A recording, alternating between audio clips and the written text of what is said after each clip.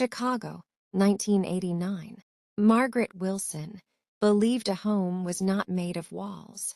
It was made of patience, sacrifice, and staying when leaving would be easier.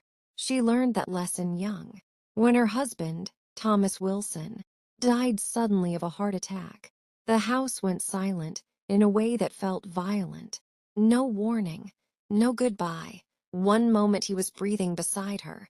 The next moment, the world had taken him without permission. Margaret sat on the bedroom floor all night, holding his cold hand, whispering the same sentence again and again, as if saying it enough times could make it true. "I'll take care of everything." She was 46 years old, widowed, and raising a teenage son alone. She did take care of everything. She worked 2 jobs, one during the day, cleaning offices downtown, scrubbing floors that never seemed to get dirty no matter how hard she cleaned them. Another at night, serving food at a small diner near the highway, smiling at strangers while her feet burned and her back begged her to stop. She never let Daniel see her exhaustion. Every morning, she stood in front of the mirror, straightened her shoulders, and practiced a smile. She wanted her son to see strength, not fear. She wanted him to believe life was kind, even when it wasn't. Daniel grew up believing his mother was unbreakable.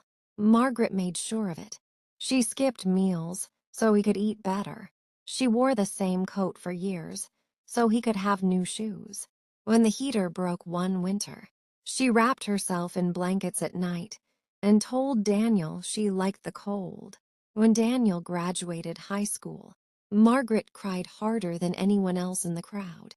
When he got accepted into college, she prayed on her knees until dawn, thanking God for giving her a reason to survive all those years. She saved every dollar, every tip, every extra shift, and when she finally had enough, she bought a small brick house on the south side of Chicago. It wasn't big, it wasn't modern, but it had a tiny backyard with enough space for flowers, and that was all Margaret had ever wanted. She put the house in Daniel's name. People warned her, "Margaret, don't do that. Keep something for yourself. Children chain." She smiled softly and shook her head. "My son would never hurt me." At the time, she truly believed that. Daniel married Rebecca when he was 32. Rebecca was confident, ambitious, and impatient with anything that slowed her down. She liked clean lines, new furniture, and a life that moved forward quickly. She tolerated Margaret at first.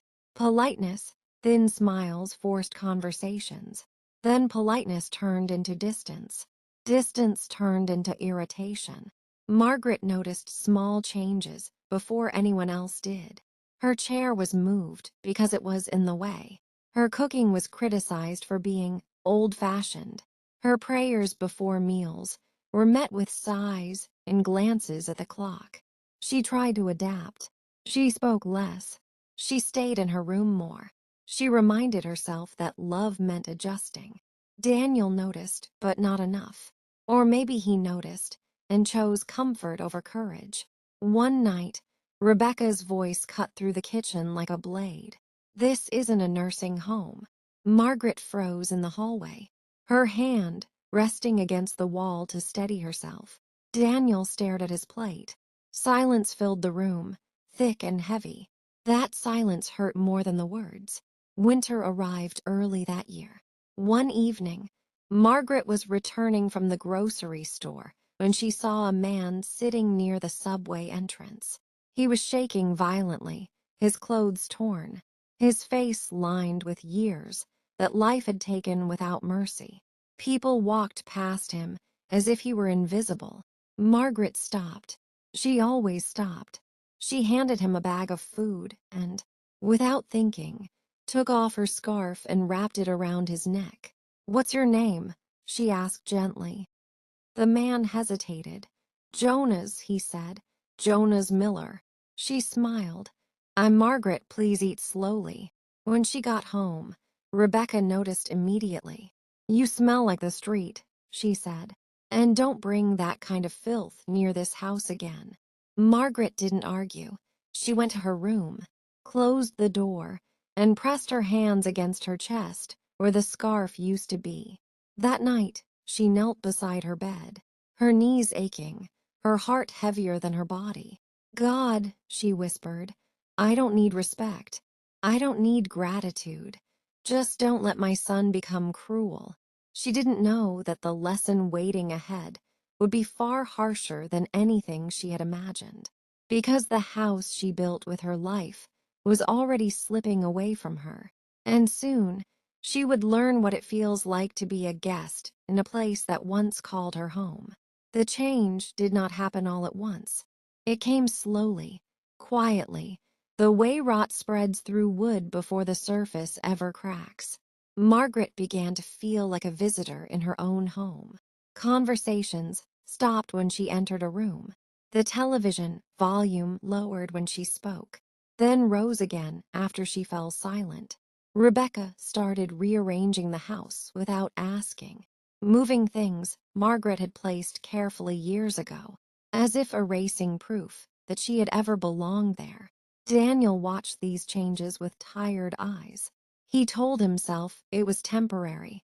He told himself everyone needed time to adjust. He told himself silence was easier than conflict. Margaret told herself nothing. She simply endured. One evening, Rebecca stood in the kitchen, arms folded, her expression sharp and final.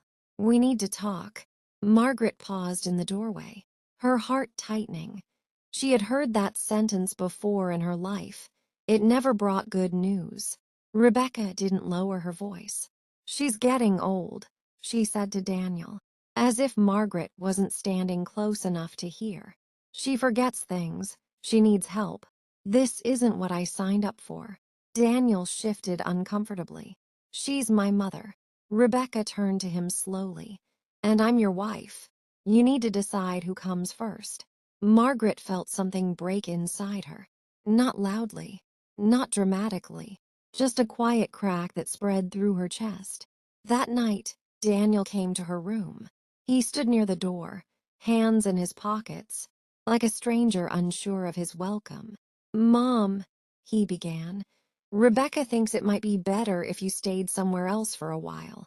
Margaret looked at him, waiting for the rest of the sentence, waiting for him to laugh and say he was joking. It never came. "Somewhere else," she repeated softly, "just until things calm down." He said quickly, "We found a place. A shelter. They help seniors." Shelter. The word echoed in her head like a foreign language. "This is my home," she said. Her voice was steady, which surprised her. Daniel avoided her eyes. "I know, but legally, the house is in my name." The words landed heavily. She remembered the day she signed those papers, her hand shaking not from doubt but from pride. "I trusted you," she whispered. Daniel swallowed hard. "I didn't think it would come to this." Margaret nodded slowly. "Neither did I." They packed her life into 2 old suitcases, years of memories reduced to clothing, a Bible with worn pages, and a few photographs. Rebecca moved quickly, efficiently, like someone cleaning out a closet. When Margaret reached for a framed picture of Daniel as a child, Rebecca took it from her hands. "There's no space," she said. Daniel stood by the door. He did not protest. He did not stop her. When the front door opened, cold air rushed inside, sharp and unforgiving. Margaret stepped onto the porch, her breath visible in the night. She turned back one last time. "I built this house with my life," she said quietly. Rebecca looked away. Daniel said nothing. The door closed. Margaret stood on the sidewalk with 2 suitcases and nowhere to go. Cars passed. Lights changed. People hurried by with destinations and warm coats. Life continued, indifferent to her collapse. At the shelter, the smell hit her first. Damp clothes, old sorrow, exhaustion that never slept. She was given a thin mattress and a number, as if her name no longer mattered. That night, as she sat on a metal chair, she saw a familiar face in the corner. Jonah's. He looked thinner, weaker. His cough sounded deeper, more violent. He recognized her instantly. "The scarf lady," he said with a faint smile. Margaret sat beside him. "You're not well." Jonas shrugged.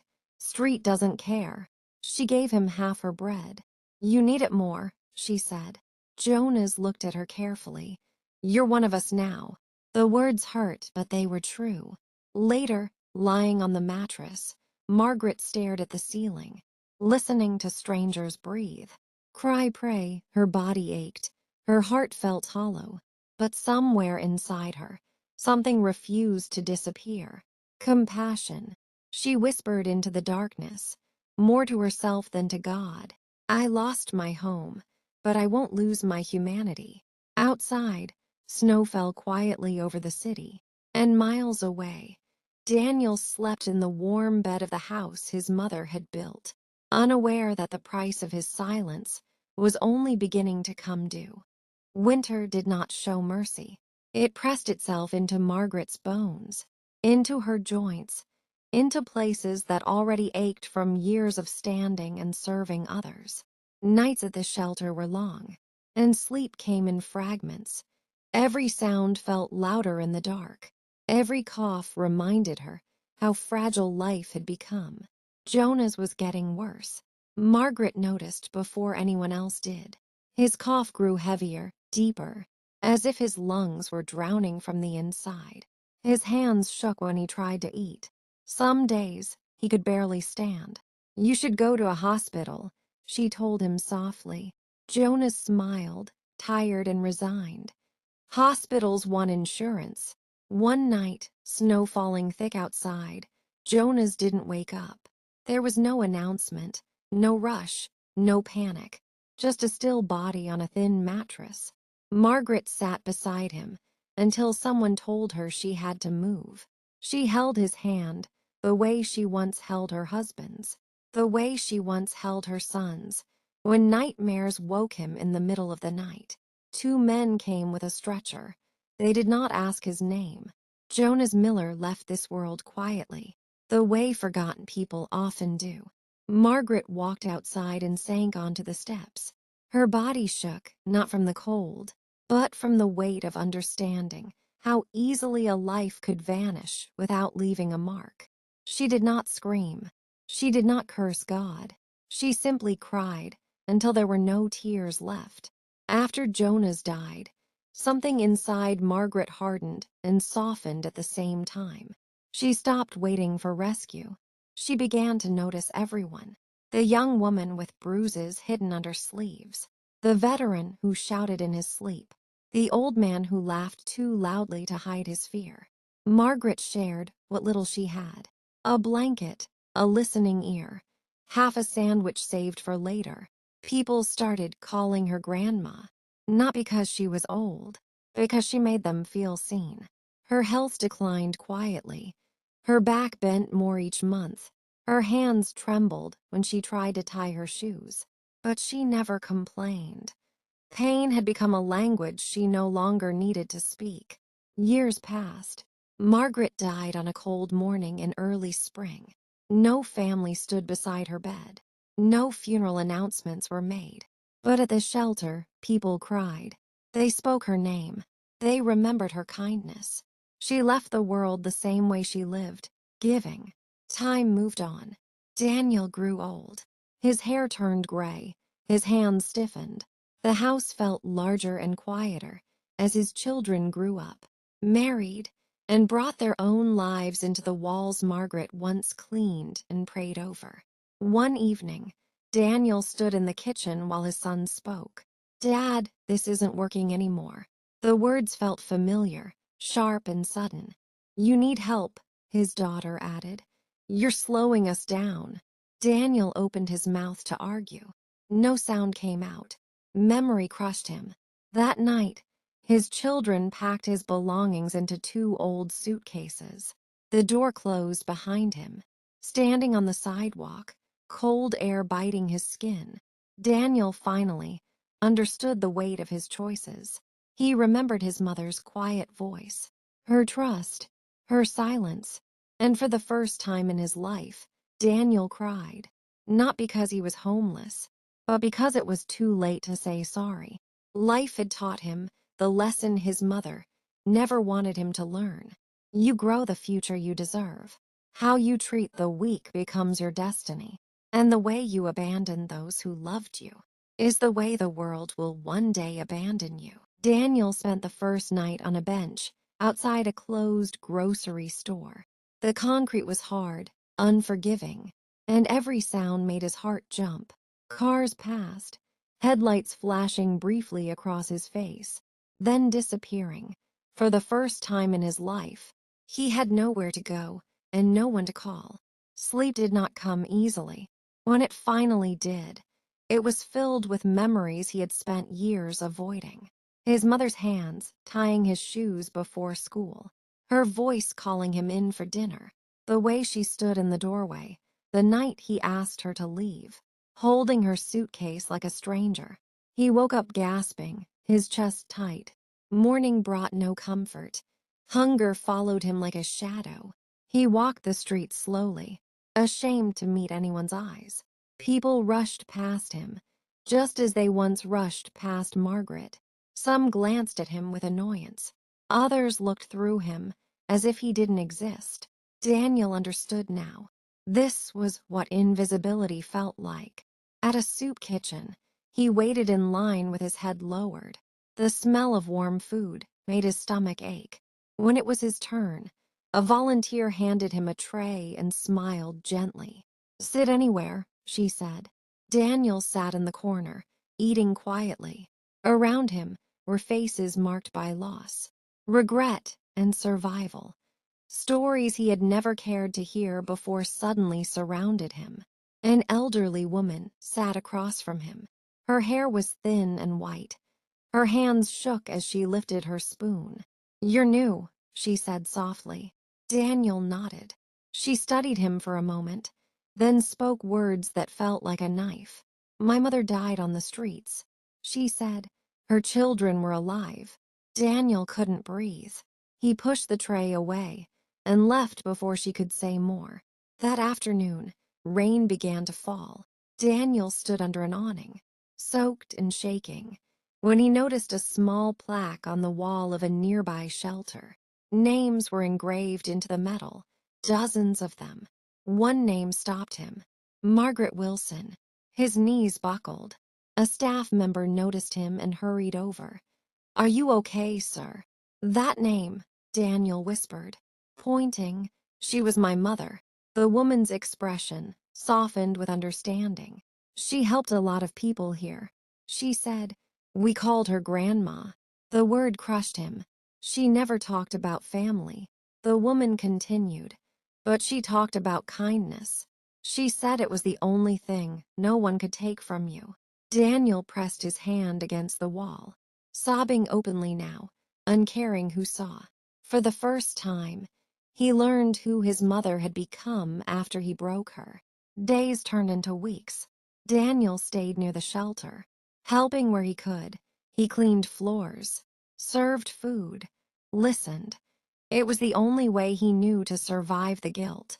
One night, as he handed out blankets, a young man asked him quietly, "Why are you here?" Daniel swallowed. "Because I abandoned someone who loved me," he said, "and this is the only place where I feel close to her." The young man nodded, as if he understood more than Daniel expected. Years later, people at the shelter would remember an old man who worked without complaint, who listened more than he spoke, who always gave away his food if someone else looked hungrier. They called him Grandpa, not because of his age, but because he made people feel remembered. And somewhere beyond time, a woman named Margaret finally rested, knowing that the lesson she lived by had not been lost forever. What you plant in the hearts of others may take years to grow, but it always returns. Daniel had grown old in ways he had never expected. His hair was now silver, his back stooped, and his hands bore the deep lines of decades of both labor and regret. The house Margaret had built, the home he had once taken for granted, was now a shell of comfort, too large for him to feel secure in, yet still full of the memories he could never escape. His children had grown up in that house, the very walls that once echoed with Margaret's laughter, now silent witnesses to entitlement and impatience. They had been raised to value convenience over empathy, to see weakness as a nuisance, and to treat comfort as a right rather than a gift. One evening, his daughter, Caroline, stood in the hallway, arms crossed. "Dad, this isn't working anymore," she said. Her voice carried the same tone Rebecca had used decades ago, sharp, indifferent, final. His son Peter added, "You slow us down. We have our own lives, and you just get in the way." Daniel's mouth opened, but no sound came. His heart pounded. The silence around him was deafening. Every word his mother had spoken over a lifetime, every sacrifice she had made, every sleepless night, he remembered all of it now. And the house, the home that had once been his mother's sanctuary and then his inheritance, had become a prison of accountability. His children packed his belongings into 2 old suitcases, the same way he and Rebecca had done to Margaret all those years ago. The irony pressed against his chest like a physical weight. As the door closed behind him, Daniel stepped onto the cold sidewalk. The city's hum was indifferent, its lights indifferent, the people indifferent. For the first time, he understood what his mother had felt, the emptiness of being unwanted, unseen, and discarded. He walked aimlessly, his footsteps echoing on the wet pavement. Hunger gnawed at him, not just for food, but for the comfort of love, care, and the warmth of home. His hands shook, and his breath came in sharp, ragged bursts. Eventually, he found himself near the shelter where Margaret had spent her last years. The old building had changed little. People milled about, some familiar faces. Many new. The air smelled of hope and despair, mixed together like a bittersweet cocktail.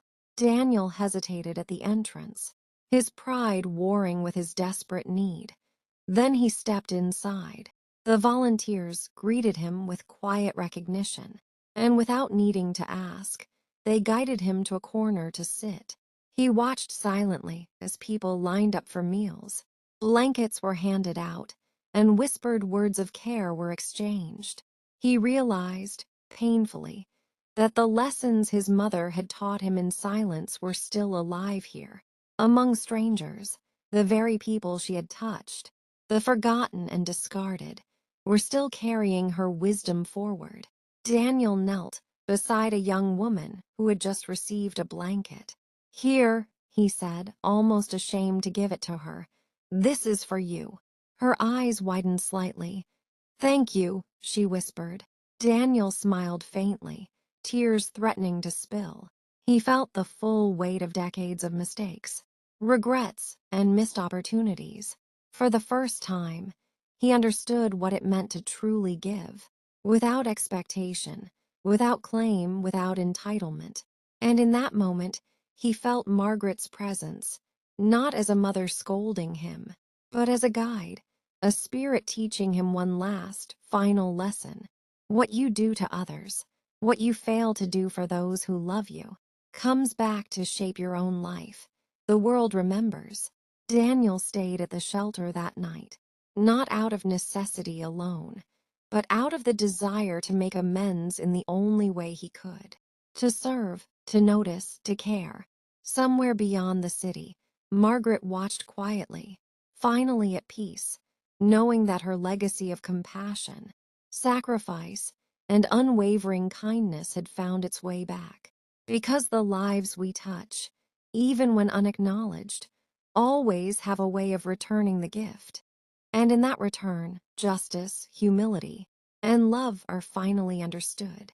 Years passed, but Daniel's time on the streets was not one of idleness. Each day, He moved quietly through the city, helping where he could, observing the lives that brushed past his own. He learned the rhythms of the homeless shelters, the patterns of the soup kitchens, the small kindnesses that kept people alive. Every morning, he would wake before sunrise, stepping into the gray chill of the streets, with the memory of his mother fresh in his mind. He carried blankets, sandwiches, and hope, a fragile but persistent hope that he could honor Margaret's legacy by giving what he had been denied: compassion. He watched families struggle, parents despairing over children who were sick or frightened. He saw veterans lost in memory and alcohol, their voices sharp with frustration. And in each of these encounters, Daniel offered what he could. Sometimes it was food, sometimes a warm coat, sometimes just a listening ear. Over time, the people at the shelter began to notice him, not just as another resident, but as someone who carried himself with quiet authority, a kind of unspoken wisdom. They began calling him Grandpa, the same way they had once called Margaret Grandma. It was not a title of age, but of heart. Daniel never spoke much about his past, and no one asked. It was enough that he gave, enough that he noticed, and slowly, the city itself seemed to respond. A stray cat would curl near him in the cold. A child would share a piece of bread. A stranger would nod in silent acknowledgement of his presence. Even as his health declined, as his back bent further and his hands shook more with each passing winter, Daniel did not complain. He had learned the language of pain, the rhythm of survival, and the truth of humility. He had been taught the hardest lesson life could offer: the consequences of neglecting love and gratitude. And yet there was beauty in it. In the quiet moments, in the gestures of connection, he found a strange kind of peace. He understood now that the legacy of his mother was not in the house she built or the meals she cooked, but in the way she had touched hearts that society had forgotten. One evening, as Daniel handed a blanket to a shivering woman, he paused. She looked at him with eyes that were both fearful and grateful. He smiled softly and whispered, "You are remembered." The words carried more weight than he could have imagined, for he understood fully now that to give without expectation was the truest measure of life. In that small act, Daniel felt Margaret beside him, her presence like a soft warmth in the cold, her lesson etched forever in the rhythm of his days. Even in suffering, even in loss, the power of kindness endures. And so, Daniel spent his remaining years as he should have from the start, not as a man defined by wealth, pride, or home, but as a man defined by care, compassion, and the quiet redemption that only true humility can bring. The world he had once turned his back on had given him a second chance, not in comfort, not in luxury, but in understanding. In the echo of his mother's life, he finally became the person he had been meant to be. Daniel's body grew frail, his steps slower, and his breath shallower, but his spirit remained alive in ways few could measure.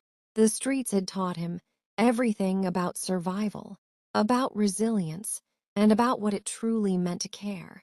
Yet he carried a sorrow no blanket or warm meal could ever fully soothe: the sorrow of a life spent ignoring the one who had given him everything. Even as his hands shook and his back bent with age, Daniel refused to stop helping. He knew now that the world was made of small acts of mercy: the food he shared, the coat he handed to a shivering stranger, the soft words he whispered to someone who had almost forgotten their own humanity. One afternoon, sitting on a worn bench outside the shelter, Daniel noticed a young man crouched nearby, hiding his face in his hands. Daniel approached slowly, gently, and placed a hand on the man's shoulder. "Everything okay?" he asked quietly. The young man shook his head. I have nowhere to go." Daniel nodded. He remembered that feeling all too well. "Sit with me, we'll figure it out together." As the weeks passed, Daniel became a fixture at the shelter, a figure who embodied patience, compassion, and quiet authority. People listened when he spoke, not because he demanded respect, but because respect had been earned in a lifetime of giving. Word of Grandpa Daniel spread quietly among the city's most forgotten. Families he had helped in small ways began returning the kindness in subtle gestures. A shared sandwich, a blanket left at the bench, a quiet nod of acknowledgement. Daniel never claimed credit. He had learned the lesson Margaret had always tried to teach him. True giving expects nothing in return. One cold winter morning, a volunteer handed Daniel a small, folded piece of paper. Inside was a simple message, written in a careful hand. "Thank you for teaching me that someone still cares. I will do the same for others." A grateful heart. Daniel smiled faintly, tears welling in his eyes. This was the legacy of Margaret Wilson, the woman who had given everything without asking for anything. Her spirit lived on not in the house she had built, nor in the life her son had squandered, but in the ripple of kindness that continued to spread through those she had touched. At night, Daniel would sit under the streetlight near the shelter, looking up at the stars. The city's hum surrounded him, but in that quiet he felt her presence, warm, gentle, unwavering. He whispered into the darkness, "I finally understand, Margaret. I finally understand." And in that understanding, Daniel found a measure of peace, not in wealth, not in recognition, but in the quiet, enduring power of compassion, the gift his mother had given him, and the gift he now returned to a world that had once forgotten them both. Life had stripped him of comfort, of home, of pride, and yet it had given him the only thing that truly mattered: purpose. In the final years of his life, Daniel Wilson walked the streets not as a man broken, but as a man redeemed. A man who had learned the hardest lesson too late, yet lived long enough to make it count. The city, indifferent as ever, continued to move around him, but for Daniel, every small act of kindness became a monument, a quiet testament to the woman who had taught him everything. How you live, how you give, how you love, it always returns. Daniel's body grew frail, his steps slower, and his breath shallower, but his spirit remained alive in ways few could measure. The streets had taught him everything about survival, about resilience, and about what it truly meant to care. Yet he carried a sorrow no blanket or warm meal could ever fully soothe. The sorrow of a life spent ignoring the one who had given him everything. Even as his hands shook and his back bent with age, Daniel refused to stop helping. He knew now that the world was made of small acts of mercy: the food he shared, the coat he handed to a shivering stranger, the soft words he whispered to someone who had almost forgotten their own humanity. One afternoon, sitting on a worn bench outside the shelter, Daniel noticed a young man crouched nearby, hiding his face in his hands. Daniel approached slowly, gently, and placed a hand on the man's shoulder. "Everything okay?" he asked quietly. The young man shook his head. I have nowhere to go." Daniel nodded. He remembered that feeling all too well. "Sit with me, we'll figure it out together." As the weeks passed, Daniel became a fixture at the shelter, a figure who embodied patience, compassion, and quiet authority. People listened when he spoke, not because he demanded respect, but because respect had been earned in a lifetime of giving. Word of Grandpa Daniel spread quietly among the city's most forgotten. Families he had helped in small ways began returning the kindness in subtle gestures. A shared sandwich, a blanket left at the bench, a quiet nod of acknowledgement. Daniel never claimed credit. He had learned the lesson Margaret had always tried to teach him. True giving expects nothing in return. One cold winter morning, a volunteer handed Daniel a small, folded piece of paper. Inside was a simple message, written in a careful hand. Thank you for teaching me that someone still cares. I will do the same for others. A grateful heart, Daniel smiled faintly, tears welling in his eyes. This was the legacy of Margaret Wilson, the woman who had given everything, without asking for anything. Her spirit lived on not in the house she had built, nor in the life her son had squandered, but in the ripple of kindness that continued to spread through those she had touched. At night, Daniel would sit under the streetlight near the shelter, looking up at the stars. The city's hum surrounded him, but in that quiet he felt her presence, warm, gentle, unwavering. He whispered into the darkness, I finally understand, Margaret. I finally understand. And in that understanding, Daniel found a measure of peace, not in wealth, not in recognition, but in the quiet, enduring power of compassion, the gift his mother had given him, and the gift he now returned to a world that had once forgotten them both. Life had stripped him of comfort, of home, of pride, and yet it had given him the only thing that truly mattered: purpose. In the final years of his life, Daniel Wilson walked the streets not as a man broken, but as a man redeemed. A man who had learned the hardest lesson too late, yet lived long enough to make it count. The city, indifferent as ever, continued to move around him, but for Daniel, every small act of kindness became a monument, a quiet testament to the woman who had taught him everything. How you live, how you give, how you love, it always returns. Time moved on relentlessly, as it always does. Daniel Wilson grew older still, his hair fully silver, his hands stiff and veined, his eyes carrying the weight of decades spent on streets and in shelters. The city around him never stopped. Cars rushed past, people hurried to appointments, and life continued as if his story had never existed. Daniel's children, raised in comfort, now controlled the house Margaret had built. They had grown accustomed to privilege and convenience, just as Rebecca had once shaped their father's world. And just as the past has a way of repeating itself, so did the lesson Margaret had lived. One evening, Caroline, Daniel's daughter, approached him in the kitchen, arms crossed, voice sharp. Dad, this isn't working anymore. You slow us down. You don't understand our needs. Peter, his son, added, It's time you find your own place. We have our lives now. Daniel opened his mouth to argue, but no words came. The echoes of decades of mistakes, the coldness, the dismissals, the indifference, filled the room instead.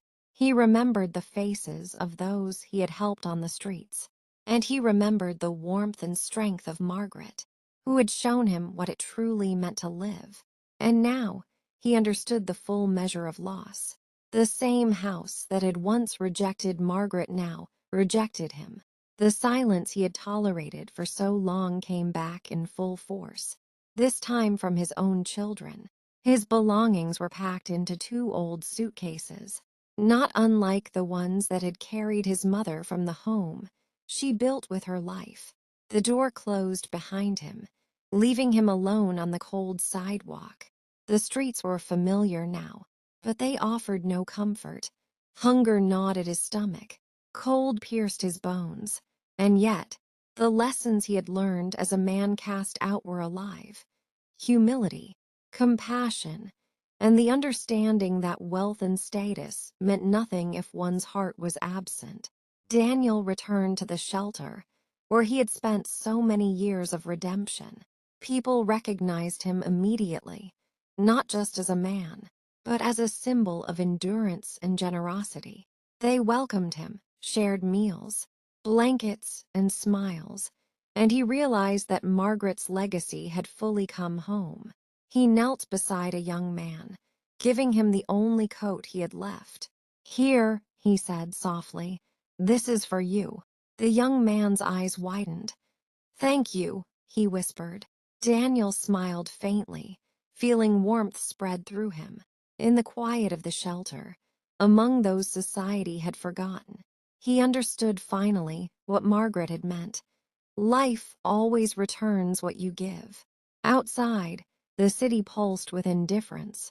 Inside, Daniel lived the lessons of a lifetime, not in comfort, not in recognition, but in the acts of giving that never expected anything in return. He whispered into the cold night, as if speaking directly to Margaret. "I understand now. I finally understand." And for the first time, standing on streets that had once seemed endless and unforgiving, Daniel Wilson felt the full measure of peace. The pain of rejection, the heartbreak of abandonment, and the weight of lost years were still there. But in every hand he helped, in every life he touched, he found redemption. The streets had taken much from him, but they had given him back the one thing that mattered most: the chance to live as his mother had lived, with kindness, courage, and an unwavering heart. Margaret's lesson had returned, as it always does. How you live, how you love, and how you give, it always comes back. And Daniel, at long last, understood that this was the true inheritance she had left him. Not a house, not a name, not comfort, but a legacy of the heart. Years continued to pass, and Daniel Wilson's life became a quiet reflection of the lessons he had learned too late. His body was frail, and his steps were slow, yet his spirit moved with purpose. The streets, which had once been his punishment, had now become his classroom, and every small act of compassion was a lesson for the generations who had ignored it. One afternoon, as he walked along a familiar route, he saw a young mother struggling to carry her children through the snow. Without hesitation, Daniel offered his support, helping her lift a heavy bag and guiding the little ones safely along the sidewalk. The woman looked at him with a mixture of surprise and gratitude. "Thank you," she said softly. Daniel smiled faintly, feeling warmth spread through him. He understood now that gratitude often came silently, in glances, in nods, and in the knowledge that a small act could make a life a little more bearable. He spent years in this way, quietly helping, silently observing, giving without expectation. People began to know him as a figure of stability and kindness. Grandpa Daniel, they called him, echoing the name they had once given to Margaret. He had become a living bridge between the forgotten and the world beyond the streets. But life has a rhythm of justice that cannot be ignored forever. Daniel's children, who had grown up in comfort and privilege, now found themselves faced with circumstances they could not control. Careers faltered, relationships failed, and the once comfortable house of their inheritance became a burden rather than a blessing. One day, Daniel's granddaughter, unfamiliar with the lessons of compassion, demanded control over the home. "This isn't working," she said coldly. "We need to move forward without you slowing us down." For the first time, Daniel felt the weight of his own mother's experience as it returned in full force. The memories of Margaret being discarded, the sorrow he had once dismissed, now came back to him through the eyes of his own children. They packed his few remaining belongings into 2 old suitcases, the same way his mother had been packed so many years before. The door closed behind him, and Daniel was once again cast out into the streets of a city that never paused for anyone. And yet, he was not the same man who had been cast out before. He had learned humility, resilience, and the quiet power of giving without expectation. The shelter welcomed him back as one of their own, and he continued to teach, guide, and comfort those who had nowhere else to turn. Daniel understood fully now that life had a way of returning what one had sown. The kindness his mother had shown him, the lessons she had tried to impart, the sacrifices she had made, all of it had come back in the only way that mattered. In the quiet of the night, as snow fell softly on the streets of Chicago, Daniel Wilson sat on a bench outside the shelter. He looked up at the stars, whispering softly, as if speaking to Margaret herself.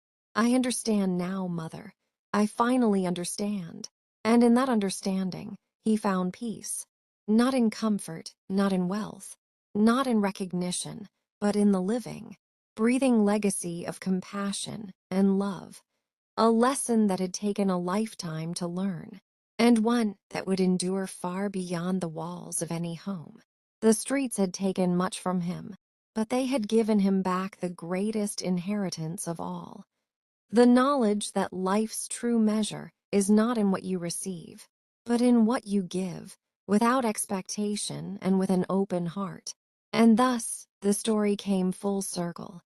What you plant in others' hearts will, in time, return to you. Daniel smiled faintly, letting the cold wind brush against his face. In every act of kindness he gave, he could feel Margaret's spirit alive, reminding him that love, compassion, and humanity are never wasted, even when the world seems indifferent. He closed his eyes and let the snow fall around him, knowing, finally, that the lesson had been learned, the circle complete, and the heart of Margaret Wilson lived on. Daniel's final years were marked by quiet reflection and subtle redemption. He moved through the city as a shadow of his former self, yet the impact of his presence was tangible to those he touched. He had become a symbol, not of wealth or power, but of the enduring strength of humility, compassion, and selfless love. People at the shelter called him Grandpa Daniel, and he accepted the title with a faint smile, knowing that it honored both him and his mother. Margaret, every blanket he handed out, every hand he held, every ear that listened to another's pain became a living tribute to her lessons. One cold evening, Daniel noticed a boy shivering on the sidewalk, a bag clutched tightly in his small hands. Without hesitation, Daniel approached and offered him his own coat. The boy's eyes widened in surprise, and he mumbled a soft, heartfelt thank you. Daniel's heart warmed in a way that wealth and comfort had never achieved. He thought of Margaret, her sacrifices, her unwavering kindness, the quiet courage that had defined her life. He realized that the legacy she had built in the hearts of others had now come full circle through him. The lessons of compassion she had taught him were alive, reaching beyond bloodlines, beyond comfort, and beyond time. His children, now older and faced with the consequences of their own choices, had finally glimpsed the truth of their upbringing.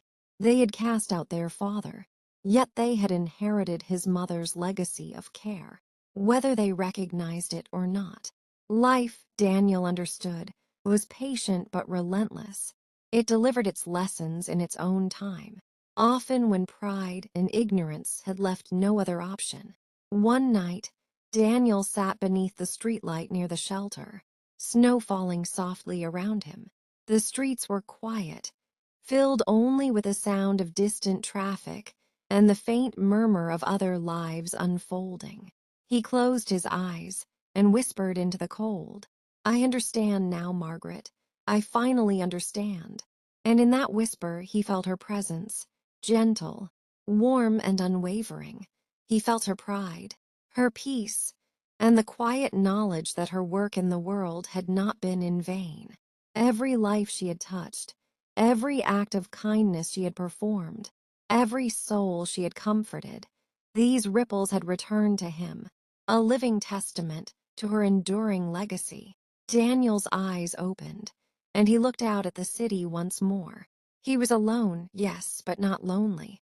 He had found the one thing wealth and comfort could never give him: understanding, purpose, and the knowledge that the life he had lived, with all its pain and loss, had meaning.